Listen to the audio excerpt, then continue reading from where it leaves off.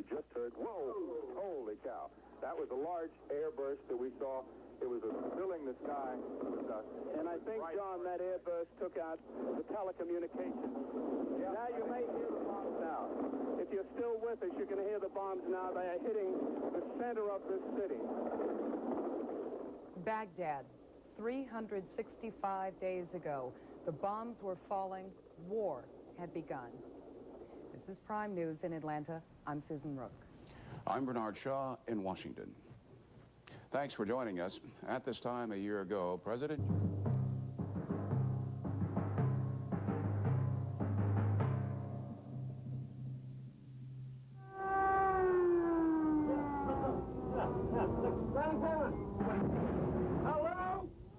Hello? At this moment, we have our mask on, but we're not going to the sealed room. It's one floor below us. We can get there in probably 20 seconds or 30 seconds if need be. We have... The Gulf War was portrayed to the world unlike any other. Pictures of battle and aftermath, pictures of news conferences that had viewers riveted to their television screens. Still, many argue the coverage was masterfully distorted and manipulated by the government, keeping the real story out of the public domain.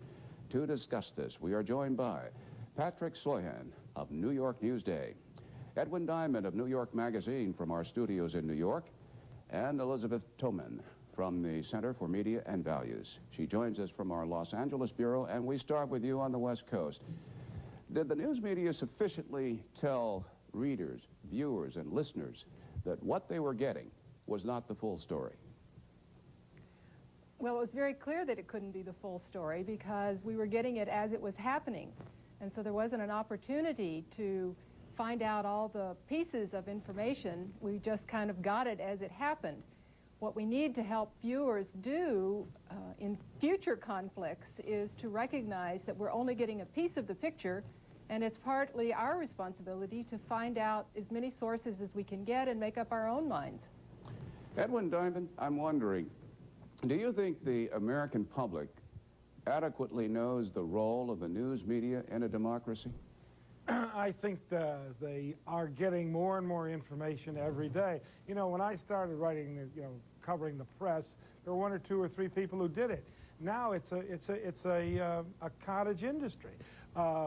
There's the war, and then there was the coverage of the war, and it's good that these things are discussed. And I think that every time they are discussed, the public is in on the inside game that journalists and officials have. That was the good thing I thought about the briefings. I know a lot of people put them down, but the public had a chance to sit in at the normally private activities between transactions between officials and journalists. And I thought that was an advance. Okay, I want to pose a question to Patrick Sloyan and then have each of you respond to it. Briefly, critique the news media's role in the coverage of the Gulf War. Well, I think we fell short in finding out what actually was going on. We were prevented from seeing the troops in action. The pool system was designed to prevent any eyewitness accounts, any photographs, any video footage, and that's the reality. We had to, many of us were trapped in briefings. The times we could go out in the field, unless you participated in their pool system, you were threatened with arrest. More than 30 reporters were arrested. So I think the Bush administration effectively suckered the press, conned its leadership to going along with this pool system that effectively created a bloodless battlefield. No one really died. No one was really hurt. Elizabeth? Elizabeth? Well, I would agree, and I think that depending on how people responded in their own living rooms, we have to learn to make more information available.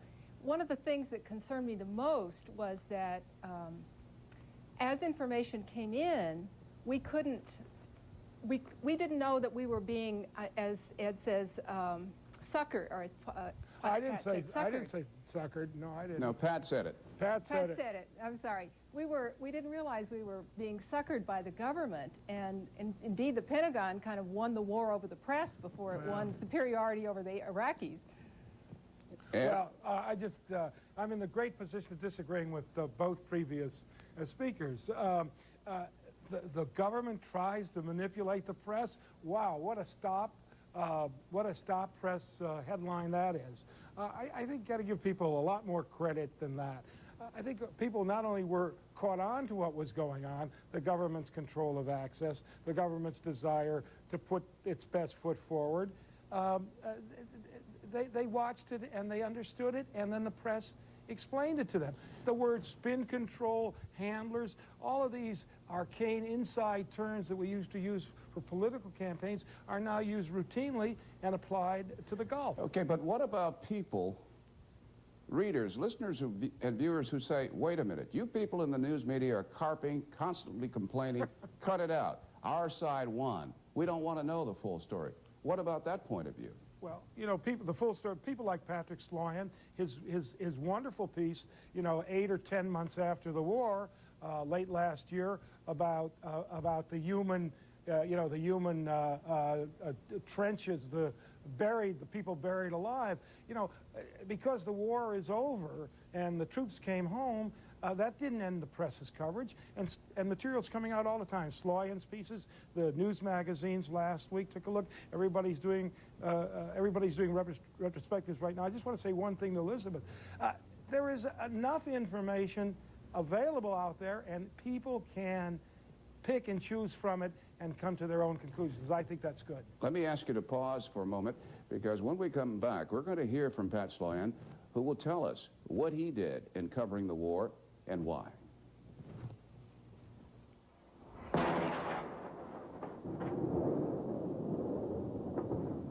Got it. I got it. What'd you do? To our Washington guest, Patrick Sloyan of Newsday, who was behind the intense campaign by the United States government to keep the news media in check?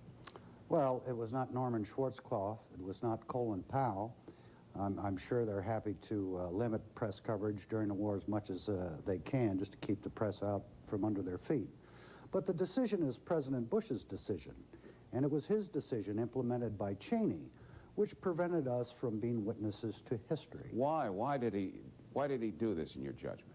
Well, I think the White House, the President, Cheney, wanted all the euphoria, this tremendous upwelling of support to destroy the modern-day Adolf Hitler, but they wanted none of the negatives and the drawbacks that go along with the horror of war. You talk to George Bush 5 minutes about what war is like, and he'll tell you about when he was an aircraft pilot, an aircraft carrier pilot, and watched somebody cut in half, guts all over the flight deck. It's that instant horror that is the real part of war. And that's what happened during Desert Storm, but they effectively hid it. Now, you broke out of the pool coverage. Why? How did you do it, and what did you learn? Well, by merely driving northward in a car for a day and a half, going up across the Iraqi border, you could see, well before the ground war started, a massive deployment west of every major mechanized and armored unit in the 7 Corps. So they were closer to Baghdad than they were to Basra. It raised the whole question of what exactly was going on here. I came back, wrote the story, passed it through the military. They knew what it was about. There was no complaints. But that story ostensibly was a major secret until the ground war began. Well, it wasn't. Pat, you just made the point that undercuts your point that sure, they tried to control access, and for a while they could, but once things started busting out, you and others, and to your credit, Chris Hedges of the Times, Forrest Sawyers of ABC, got in Jeeps, rented Jeeps, look-alike GI, had the right panel, the ID panel on the car, and went off in pursuit of the story. This war lasted a week. If it had lasted a month or a year, you would have all the burned bodies on a television that you had in Vietnam.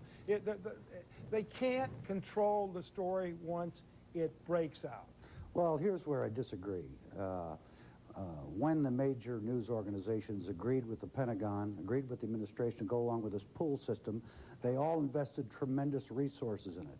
But at every turn in the ground war, the pool systems were blocked, their videos, their copy, their reports were destroyed, lost, didn't appear for days later, weeks later. Some never appeared. I think there was UPI, CNN, with the 1st Infantry Division, the Big Red One, when they went through the line.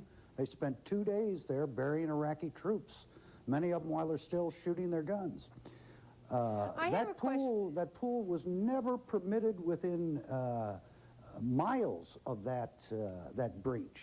Stay out of the pool. And when they did get there, all the bodies had been buried. Elizabeth? Yes, I was really interested from the media's point of view, being more of a critic, a publisher about the media rather than a media person myself. How did you all ever decide that you were going to go along with this? It just boggled me that almost all of the mainstream media said, okay, we'll be in pools. And it took many weeks before we finally began to see people breaking out of it. Well, very simply, that was the only way the news media were going to get over there to cover it. You couldn't get accredited. You couldn't charter your own jet to go over there. Yeah, but, you know, look, it's the nature of government, all governments, including ours, to try and control the story, to try and it should be the nature of our beast to escape from that control. But the people's right to know suffers when the government imposes that kind of censorship, and I wonder, do the people really care? Some do, some don't. And if the I war think had gone on long enough, though, and it would not have turned out so well, people would have cared, believe Elizabeth? me. One of the other concerns is that we have to have the institutions of our society, you know, schools and churches and community organizations that would challenge the news media and challenge consumers and challenge viewers to know how to read this new technology. One of the things we learned in the Gulf War was there'd been a lot of denial, I think, that, oh, media doesn't really affect me, I never watch television. But all of a sudden, we were all glued there, and we realized how important the media is in our lives, and we can no longer deny the impact of media in our lives, the lives of our children, and we have to learn to read the media. We have to learn what we call media literacy. Elizabeth, to be able did that just happen with the Gulf War? That's been going on for years, decades. I mean, well, we have assassinations on television. We had the fall of a government on television. But we never had instantaneous, 24-hour, kind of glued to the set coverage like we had during the Gulf War. Let me that conclude. became a living laboratory for us that we'd never had before. Okay, we thank each of you for joining us on this interesting night, this first anniversary, and this discussion that will never end, or so it seems. Susan?